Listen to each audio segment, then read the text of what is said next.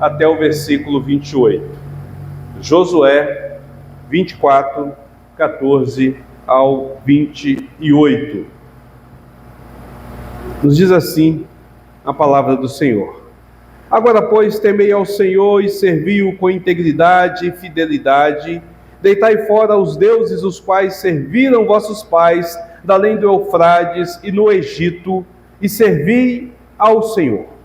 Porém, se vos parece mal servir ao Senhor, escolhei hoje a quem servais. Se aos deuses a quem serviram vossos pais que estavam da além do Eufrades, ou aos deuses dos amorreus, em cuja terra habitais. Eu e a minha casa serviremos ao Senhor. Então respondeu o povo e disse: Longe de nós o abandonarmos o Senhor para servirmos a outros deuses, porque o Senhor é o nosso Deus. Ele é quem nos fez subir, a nós e aos nossos pais, da terra do Egito, da casa da servidão, quem fez estes grandes sinais aos nossos olhos e nos guardou por todo o caminho em que andamos e entre todos os povos pelo meio dos quais passamos. O Senhor expulsou de diante de nós todas estas gentes, até o amorreu, morador desta terra. Portanto, nós também serviremos ao Senhor, pois Ele é o nosso Deus. Então Josué disse ao povo: Não podereis servir ao Senhor, porquanto é Deus santo, Deus zeloso, que não perdoará a vossa transgressão, nem os vossos pecados. Se deixares o Senhor e servirdes a deuses estranhos, então se voltará e vos fará mal e vos consumirá, depois de vos ter feito bem. Então disse o povo a Josué: Não, antes serviremos ao Senhor. Josué disse ao povo: Sois testemunha contra vós mesmos, de que escolhestes o Senhor para o servir. E disseram: Nós o somos. Agora, pois, deitai fora os deuses estranhos que há no meio de vós, e inclinai o coração ao Senhor, Deus de Israel. Disse o povo a Josué: Ao Senhor nosso Deus serviremos, e obedeceremos à sua voz. Assim, naquele dia fez Josué aliança com o povo, lhe a pôs por estatuto e direito em Siquém. Josué escreveu estas palavras no livro da lei de Deus. Tomou uma grande pedra, e a erigiu ali, debaixo do carvalho, que está em lugar santo ao Senhor. Disse Josué a todo o povo: Eis que esta pedra vos será testemunha, pois ouviu todas as palavras que o Senhor nos tem dito. Portanto, será testemunha contra vós outros, para que não mintais a vosso Deus. Então Josué despediu o povo, e cada um para a sua herança. Oremos mais uma vez, queridos. Pai Santo, bendito, majestoso Senhor, Tua palavra que é viva e eficaz se encontra diante de nós. A sua leitura é suficiente para falar ao nosso coração e quebrantar as nossas vidas, através do poder do Teu Santo Espírito. Porém, nós somos ansiosos demais por Ti.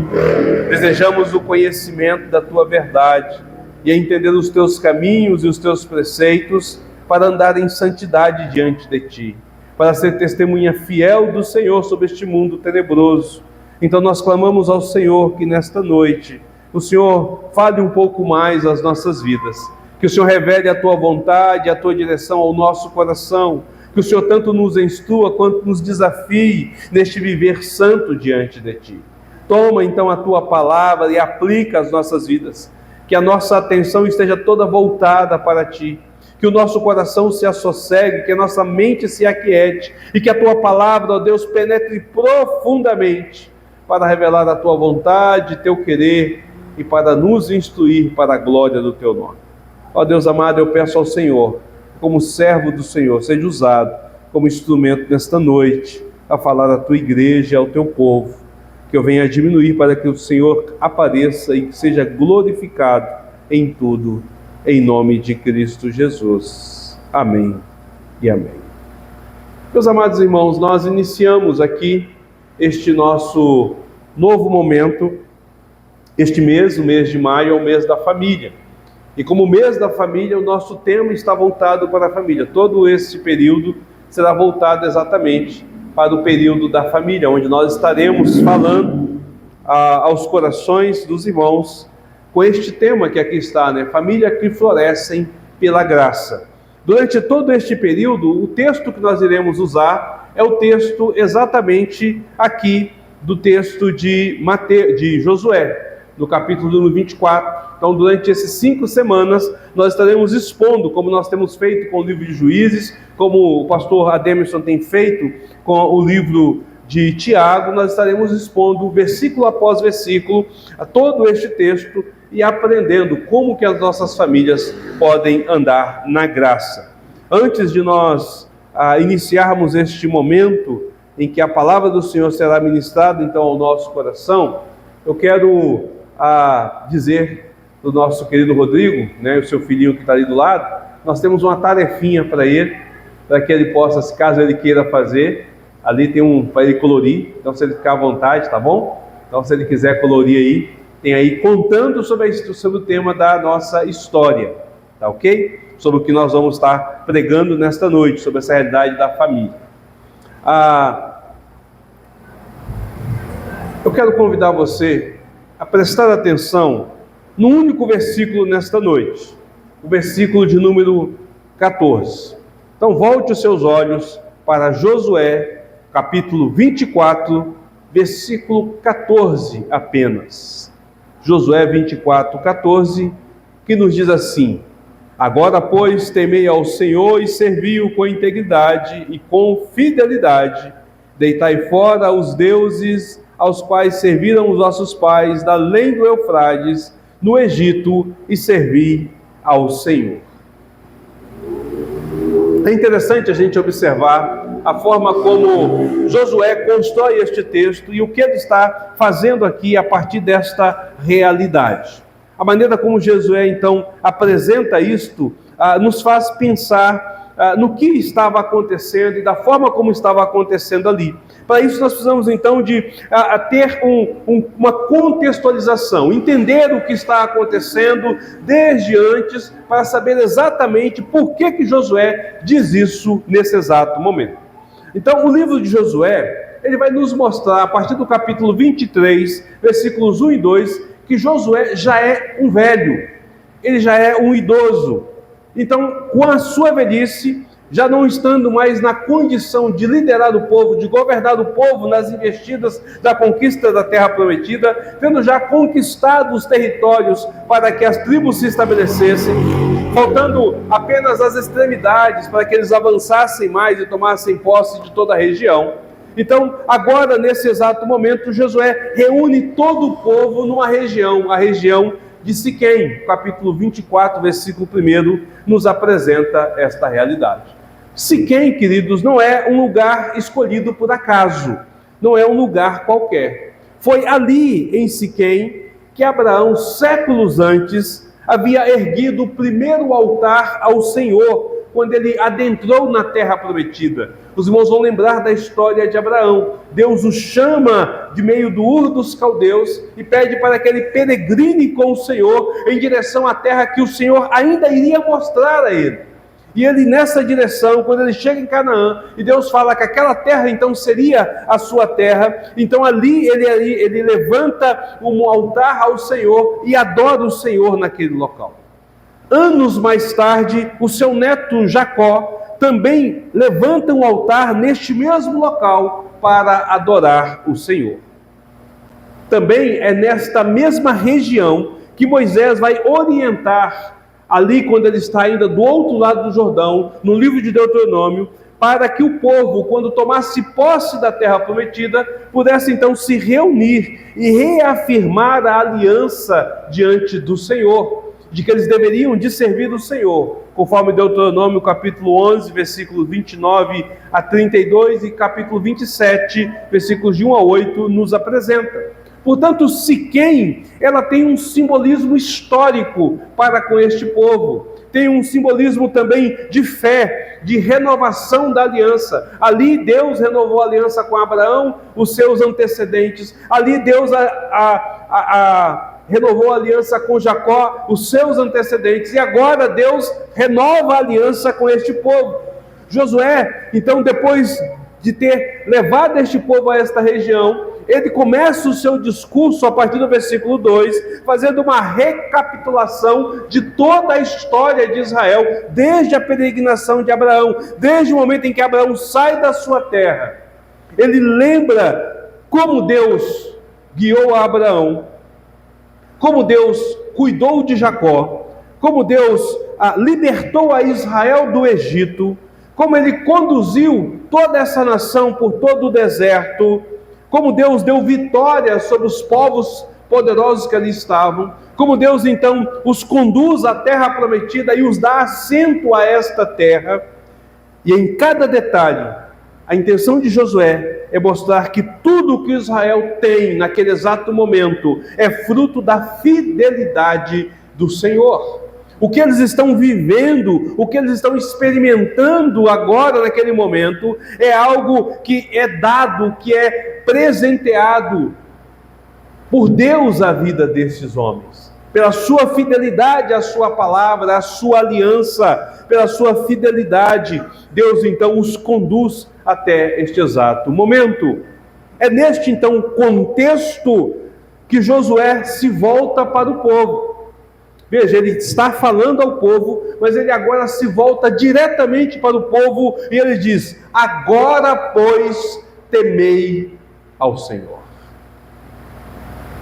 Agora, pois, temei ao Senhor.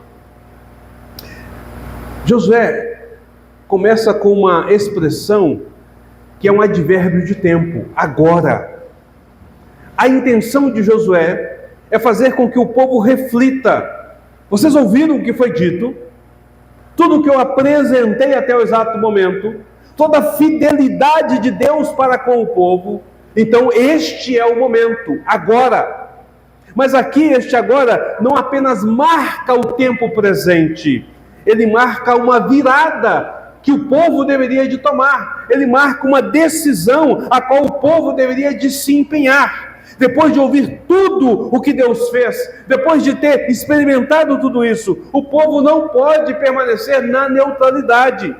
Josué está dizendo algo como: ouçam bem, meus queridos, diante de tudo que Deus é, diante de tudo que Deus faz, diante das maravilhas que Ele operou e da forma maravilhosa como Ele tem agido em nosso meio, daquilo que vocês ouviram e daquilo que vocês mesmo viveram, daquilo que vocês mesmo têm experimentado. Este é o momento adequado, é o momento perfeito para vocês reafirmarem a aliança com o Senhor, para vocês reafirmarem o seu compromisso com o nosso Deus. Vocês devem de temer ao Senhor. Vocês devem de ser firmes, resolvidos e prontos a seguir este Deus. Ah, meus queridos e amados irmãos, quão precioso então este agora que aqui se apresenta. Veja, nós queremos famílias que floresçam pela graça do Senhor. Nós queremos que as nossas famílias estejam crescendo, florescendo, irradiando a graça do Senhor em seu meio. Nós temos visto Deus agir em nosso meio, nós temos visto Deus operar sobre as nossas vidas, nós ouvimos as histórias e nós mesmos experimentamos essas histórias em nossas vidas. Então, agora é hora, é o momento oportuno, importante para as nossas vidas. O agora aqui nos lembra que não é tempo de indecisão sobre as nossas vidas. O agora aqui nos lembra, nos mostra que a resposta ao Senhor não pode ser adiado sobre as nossas vidas. O agora aqui nos direciona e nos desafia a sermos fiéis e resolvidos pela fé do Senhor, ou na fé do nosso Senhor. Agora é o momento para começar, para dar início àquilo que talvez nós venhamos postergando ao longo da nossa vida, ao longo da nossa caminhada.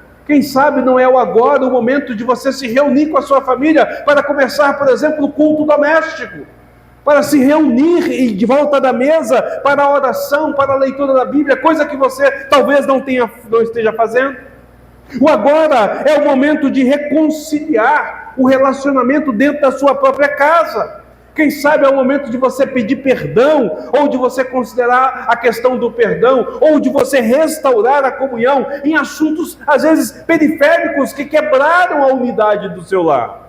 O agora é o momento oportuno, exato, para que você possa orar com e pelos seus filhos, para que você possa confiar os seus filhos à mão do Senhor, e para viver em sua reverência, na presença deste Deus bendito. Agora é o momento de colocar Deus no centro das suas decisões e das decisões da sua própria família. Seja na forma como você usa o seu próprio tempo, dedicando este tempo ao Senhor, seja na forma como você usa o seu dinheiro, ou você prioriza a sua vida e o seu próprio lar. Veja, Josué chama todos ali, e ele diz: agora é o momento em que nós temos que de fato reafirmar que nós tememos ao Senhor. Este é o momento nosso, querido. Neste mês que se inicia, nós iremos ouvir sobre este tema, e é importante a gente perceber que uma família que floresce pela graça do Senhor é uma família que toma uma decisão imediata, urgente, de servir este Senhor. Agora observe que Josué, ele não apenas diz: temei ao Senhor. Ele não apenas diz que nós devemos de honrar o Senhor, que nós devemos de respeitar o Senhor, que nós devemos de reconhecer Deus como nosso Senhor, mas ele continua, e no versículo ele vai dizendo: servi-o com integridade e com fidelidade.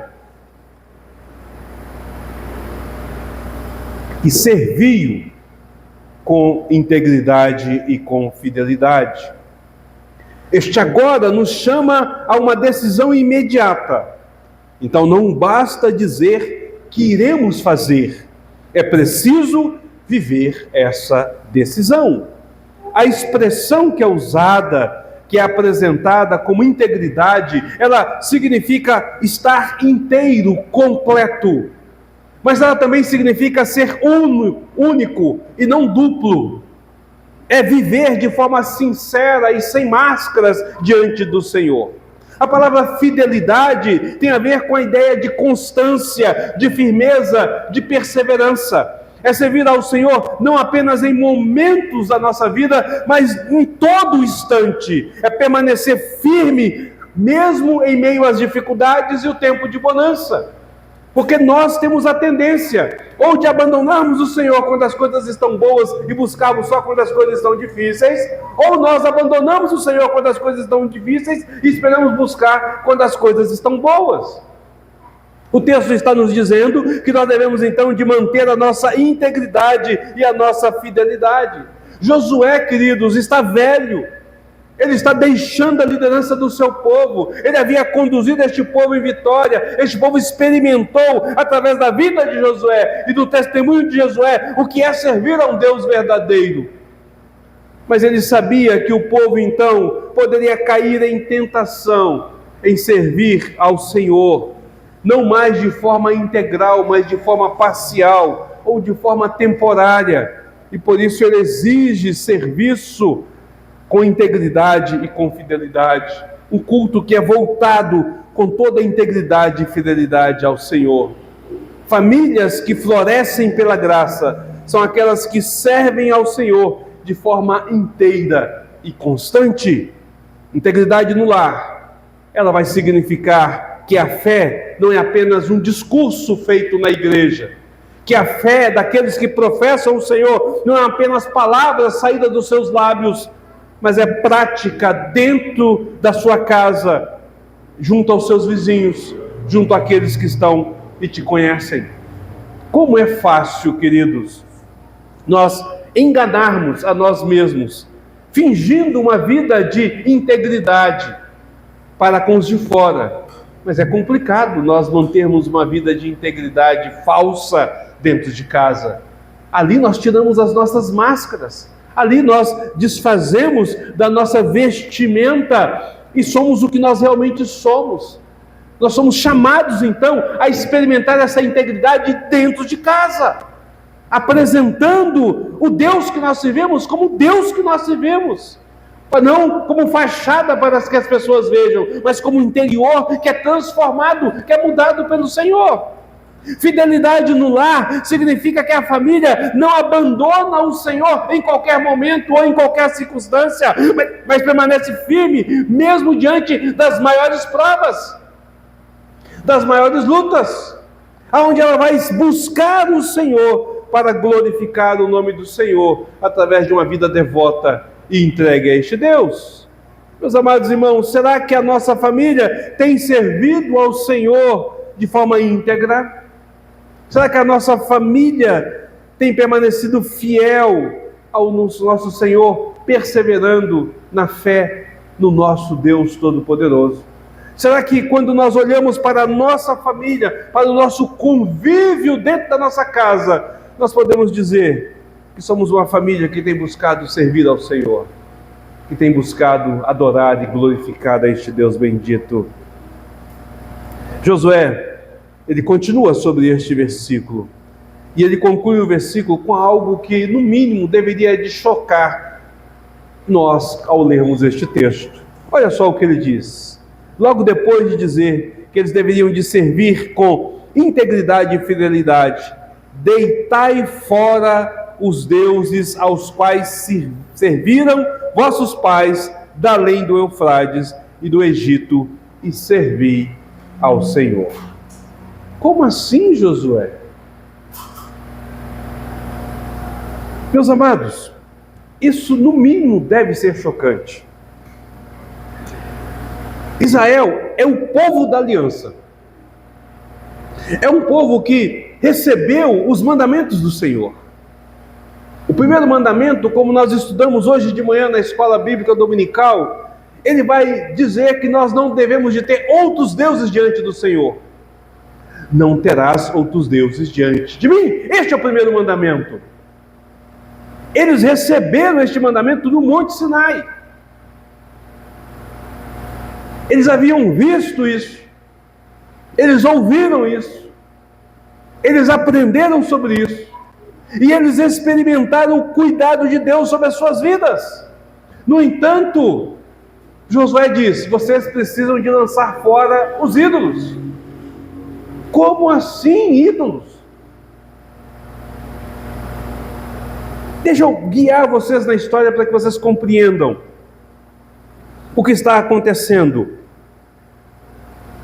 Conforme Josué capítulo 24, versículo 2 mostra, Abraão sai da casa da sua parentela, sai de Ur dos Caldeus, da casa de Naor, dos seus pais, e ele segue em direção aonde Deus manda.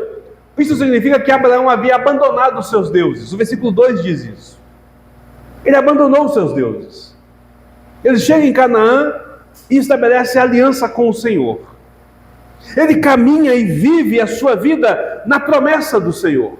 Ele ensina o seu filho sobre a palavra de Deus. Isaac cresce neste contexto. Isaac tem filhos e os seus filhos são criados neste contexto. Um não segue, o outro é o filho da promessa. Jacó então experimenta esse cuidado de Deus. Ele é aquele que tem uma aliança com o Deus dos seus pais. Nós vemos isso, por exemplo, quando Jacó está em Betel, onde ele faz um compromisso com o Senhor, que se Deus fosse com ele, ele seria com o Senhor ali. Ele passa então um período na casa do seu tio Labão. Ele sai da casa de Labão, ele viaja da casa de Labão em direção à terra, retornando à terra de Canaã, a terra da promessa dos seus pais. Quando ele chega em determinado local,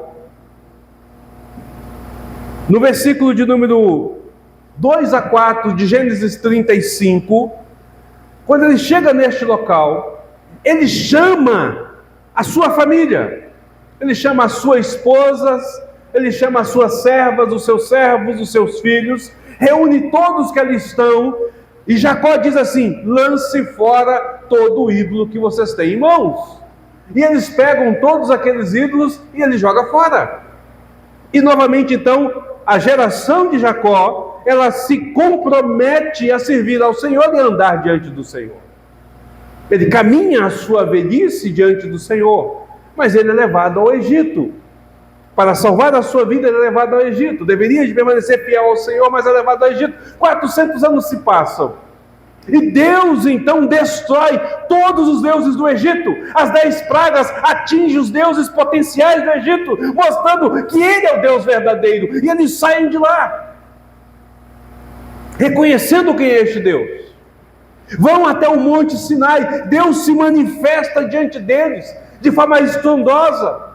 O monte fumega, há trovões, relâmpagos, eles ouvem a voz de Deus, ao ponto de eles dizer: que Deus não fale conosco, Moisés, que Deus fale com você. Nós não queremos ouvir a voz do Senhor, é muito aterrorizante. E aí Moisés fala e traduz para o povo: Deus dá os mandamentos: não terás outros deuses diante de mim. Ali no Monte Sinai, eles estabelecem aliança com o Senhor. Mas ali no Monte Sinai, eles também quebram, construindo o bezerro de ouro. Deus os castiga e novamente eles fazem e reafirmam a aliança com o Senhor. Eles caminham em direção à terra prometida.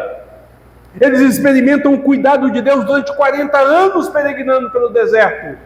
As suas roupas não envelheceram, seus calçados não desgastaram. Eles não morreram por enfermidade, morreram pela velhice, aqueles que foram caindo ao longo do caminho, ou por conta do seu pecado diante do Senhor. Eles estão experimentando Deus o tempo todo.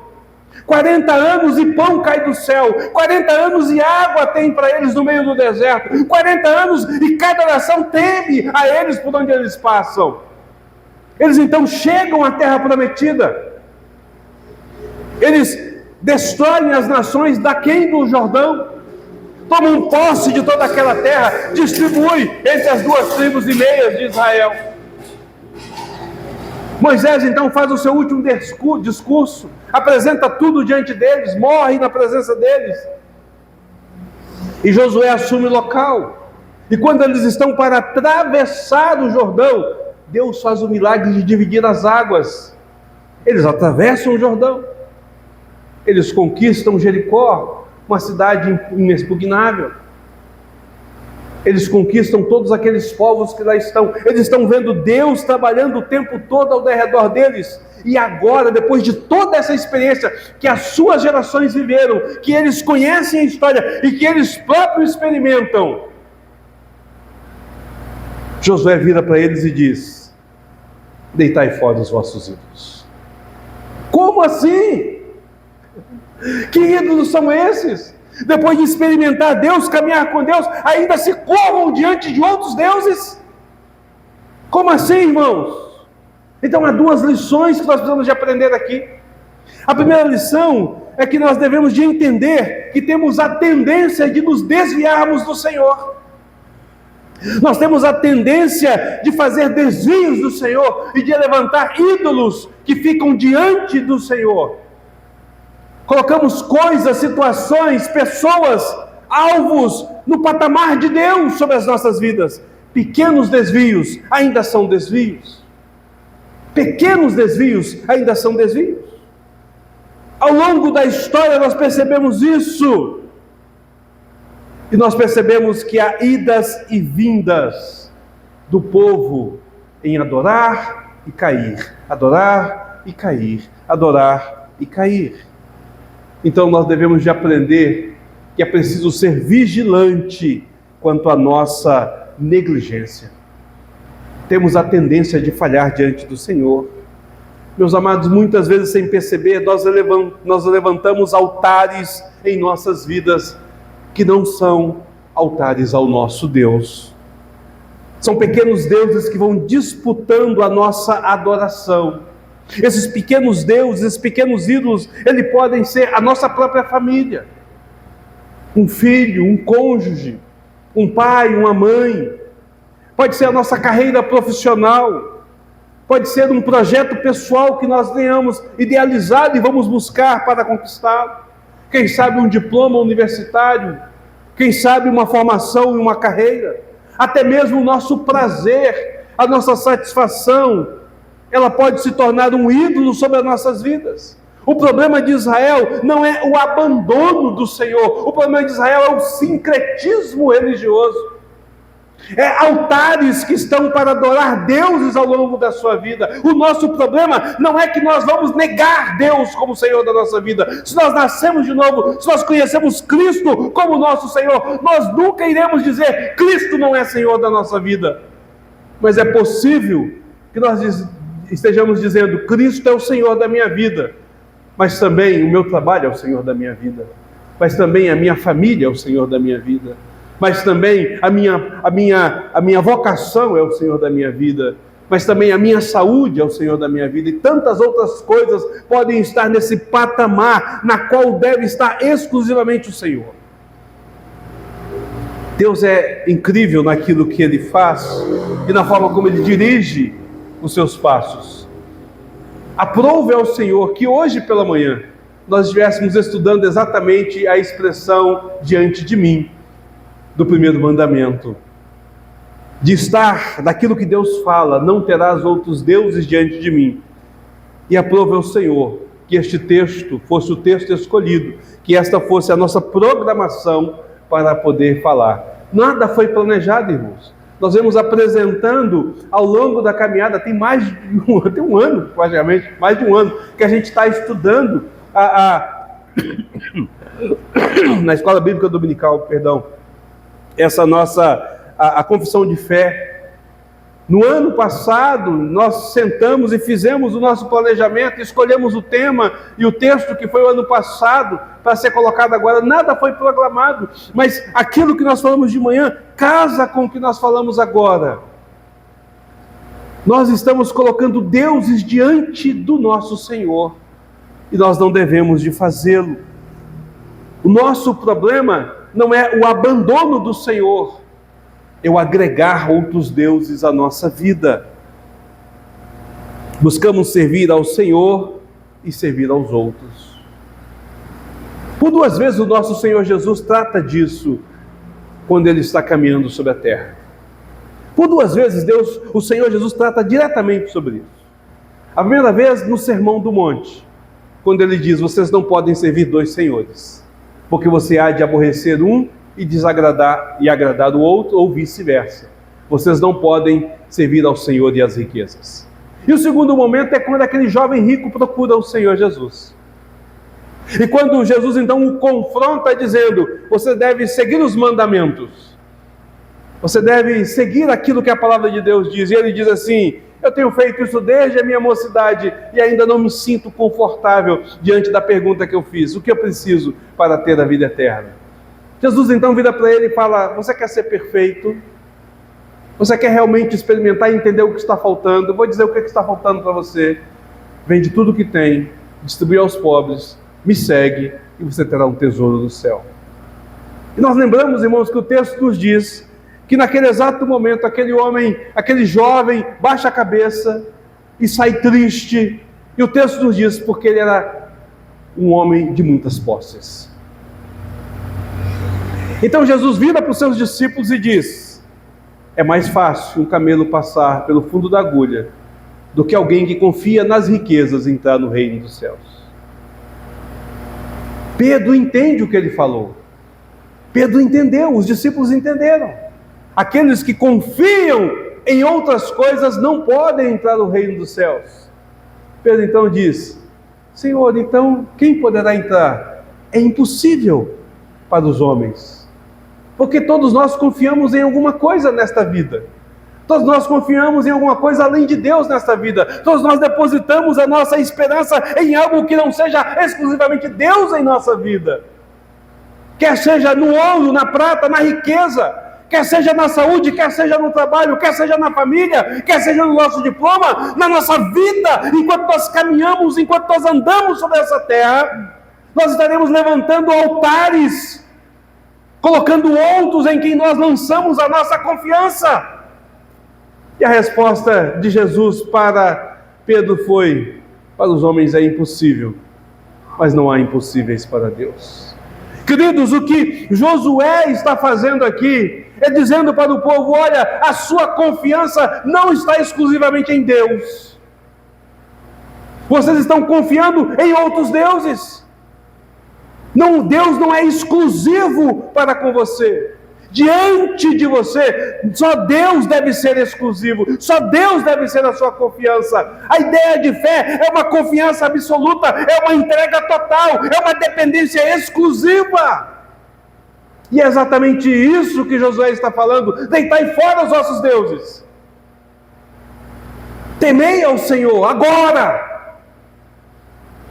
Viva com fidelidade e integridade. Lance fora todo altar que você levantou ao longo da sua vida. Avalie a sua vida e lance fora. Será que nós também, queridos, não precisamos deitar fora falsos deuses sobre as nossas vidas? Será que nós, na condução da nossa família, não temos colocado outros deuses em que lançamos a confiança, em vez de ser o Senhor do nosso Deus, a quem nós confiamos? É importante a gente avaliar sobre isso. Mas há uma segunda lição apresentada nesta continuidade do versículo. Tem a ver com a ingenuidade que nós cristãos às vezes tratamos as coisas dentro da nossa família. Somos muitas vezes ingênuos demais, simplistas demais. Nós não atinamos para a verdade da palavra do Senhor. Este é um dos grandes erros que as famílias modernas têm cometido diante do Senhor. Nós achamos que simplesmente porque nós estamos na casa de Deus, fazemos parte de uma igreja, que nós levamos os nossos filhos à igreja, que nós lemos algum trecho das Escrituras com eles de vez em quando, que nós oramos com eles de vez em quando, e nós o trazemos para que ele possa aprender as coisas na casa do Senhor, será o suficiente para que ele não crie ídolos sobre a sua vida. Os seus ídolos serão quebrados. Nós não percebemos, ou não queremos enxergar, que nós estamos lidando com pessoas pecadoras, que os nossos filhos são pecadores, que os nossos cônjuges são pecadores, que as pessoas com quem nós convivemos em nosso lar não são pessoas santas e justas, mas são pecadores, que necessitam da graça e da misericórdia do Senhor, que necessitam de ser confrontados com o Evangelho da palavra, com o Evangelho da salvação, que necessitam de que apliquem em sua vida aquilo que é lido, aquilo que é falado, aquilo que é teorizado. Muitas famílias vivem a teoria do Evangelho, mas não a prática do Evangelho. Vejam, meus amados, Josué não se deixa enganar. Ele está com Israel, Deus estava com ele, eles ganharam, conquistaram, chegaram a este ponto, mas Josué diz: deitem fora os ídolos. Eu sei que vocês têm falhado diante do Senhor, eu sei que a adoração de vocês não é exclusiva ao nosso Deus. E muitas vezes nós não olhamos para nossas famílias com este olhar, nós não olhamos para os nossos filhos com este olhar, nós não olhamos para os nossos cônjuges com este olhar, nós nem olhamos para nós mesmos com este olhar, de uma avaliação que penetre o íntimo do nosso ser, para perceber os caminhos escusos, para perceber os desvios que acontecem ao longo da nossa caminhada. Ao longo da nossa caminhada vamos nos desviando, pequenos desvios, mas que nos afastam da verdadeira adoração. Hoje de manhã eu falei e eu volto a falar. Eu sou apaixonado com o Salmo 139. Naquele salmo, Davi, ele apresenta o fato de que nós estamos desnudos diante do Senhor, que não há nada em oculto na nossa vida diante do Senhor, que não há nada que Deus não possa ver ou saber sobre nossas vidas, melhor do que nós mesmos. Então, no final deste salmo, Davi chega para o Senhor e pede a Deus para sondar o seu coração. Sonda-me e conhece-me. Ele pede a Deus para sondar, ver se há em mim algum caminho mau. E logo depois ele fala: e guia-me pela vereda da justiça. Meus amados, Preste atenção. O que Davi está dizendo é o seguinte: Senhor, é possível que nessa minha jornada, nessa minha caminhada, eu esteja enganado sobre mim mesmo. É possível que esteja oculto na minha vida, sem eu perceber, desvios do Senhor. É possível que algumas coisas não estejam de acordo com a verdade do Senhor. Então, verifica se há em mim alguma coisa, traz à luz o que não está correto diante do Senhor, e depois me direciona por caminho correto. Se nós devemos de fazer isso para com as nossas vidas pessoais, como não fazer isso no seio da nossa família? Como não fazer isso olhando para os nossos filhos, para o nosso cônjuge, para o nosso relacionamento e perguntando: Senhor, onde a nossa família tem se desviado? De que forma nós temos nos afastado do Senhor? Porque talvez eu não esteja percebendo, talvez eu esteja sendo ingênuo demais. Não que eu esteja sendo negligente ao ponto de não querer perceber, mas talvez, Senhor, o meu olhar romântico para com os meus filhos, para com a minha esposa, para com o meu marido, o meu olhar de amor para com a minha família, de deleite com a minha família, não tenha me deixado perceber os desvios dos caminhos e os ídolos que estão sendo levantados nos cantos da minha casa e que precisam de ser derribados. Josué, não se deixe enganar. Nós também não podemos fechar os olhos para a realidade de que nós somos pecadores, a nossa família é pecadora e ela precisa da graça do Senhor. O pecado da idolatria, ela está em nossa família, em nosso meio, e ela precisa ser quebrado, abandonado, extirpado, retirado do nosso meio, através da graça do nosso Senhor. Podemos ser religiosos aos extremos, queridos, mas nós não podemos transformar vidas. Só Deus pode. Só o Senhor pode. A família que floresce na graça é aquela, primeiro, que não deixa para depois aquilo que é preciso fazer hoje, que tem o agora, a urgência da obediência e da submissão. A família que floresce na graça é aquela família que vai buscar e servir ao Senhor com todo o coração, com todo o entendimento. É servir com integridade e fidelidade de alma. A família que floresce pela graça é aquela que busca viver em vigilância, buscando arrependimento e conversão diante do Senhor, trazendo o Senhor como exclusividade sobre a sua vida. É um autoconfronto, a avaliação sincera e a busca pelo perdão diante do pecado da nossa idolatria. Mas há algo que é mais precioso sobre tudo isso, que não está aqui no texto especificamente dito, mas está em todo o contexto da palavra do Senhor. Nenhum de nós poderá fazer florescer a nossa família. Nenhum de nós é capaz de fazer florescer a nossa família. Nós precisamos da obra da graça através de Cristo Jesus sobre nossa família. Nós precisamos então de estabelecermos o Senhor Jesus como o Rei sobre as nossas famílias, como o Senhor absoluto sobre os nossos lares. Só assim nós podemos de fato experimentar o florescimento da graça do Senhor. E talvez você se pergunte: mas pastor, essa não é a realidade da minha casa. Na minha casa nem todos servem ao Senhor. Talvez os meus filhos não sirvam ao Senhor. Talvez os meus pais não sirvam ao Senhor. Talvez eu seja o único que esteja de fato servindo ao Senhor. Mas isso não impede que você coloque a sua família diante do Senhor e clame a Ele para que Ele seja Senhor da sua família. Aonde você, que ali está, tem o dever de exibir este Senhor, deitando fora os seus ídolos, vivendo agora dessa temência ao Senhor, deste temor ao Senhor, buscando uma vida de integridade e fidelidade com o nosso Deus. Todos nós, queridos, queremos uma família que floresça pela graça. Então, é preciso se render a Cristo e deixá-lo agir, deixá-lo atuar, deixá-lo governar a nossa família. Quero uma família que floresça na graça do Senhor, que ela seja o governo, que o Senhor seja o governo da sua família. Que você busque a Ele e se dedique a Ele para a glória dele. Não adianta olhar para os feitos passados, sejam bons ou ruins, a decisão é o agora. O que importa é o que nós estamos fazendo diante do Senhor.